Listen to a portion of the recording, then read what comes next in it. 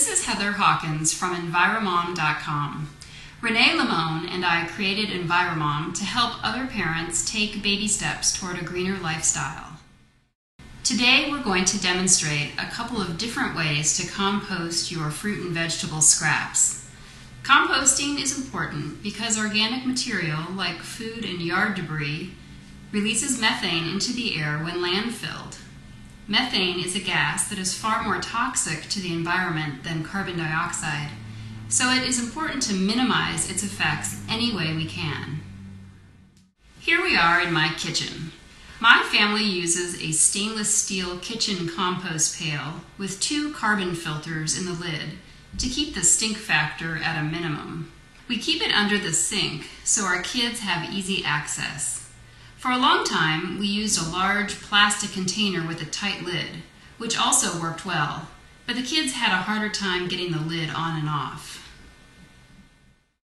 We put our veggie and fruit scraps, coffee grounds, and eggshells into the pail and empty it into the backyard composter every 2 to 3 days in the summer and about once a week during winter. The backyard composter we use is called an earth machine. We simply dump the food scraps in, add an equal amount of brown matter like dead leaves, and give it a stir.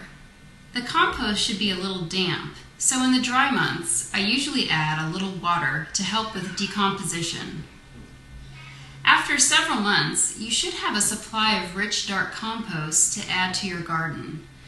But creating compost to add to your garden doesn't have to be your goal. Just keeping your food scraps out of the landfill is enough. I've never emptied this compost bin, yet I add organic matter to it every week. It never fills up because it is constantly breaking down. I found that using a system like the earth machine is one of the easiest ways to compost for my family. Now let's see how Renee composts in her home. In our house, we also use a countertop compost container. It's about 1 gallon in size, and we fill it up every few days. Once the compost bucket is full, it goes out to the backyard.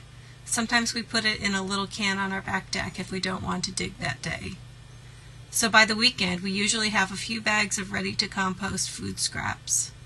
We find a nice place in the garden, dig a hole, chop up the food scraps into smaller pieces so they compost faster. Then fill the hole back up, and that's it, you're done. What we like about this composting method is that it works in our small yard. There's no smell or flies. The worms and microbes do all the work underground. We do have raccoons in our neighborhood, so we usually place a few bricks on top of a fresh dig to keep the raccoons out.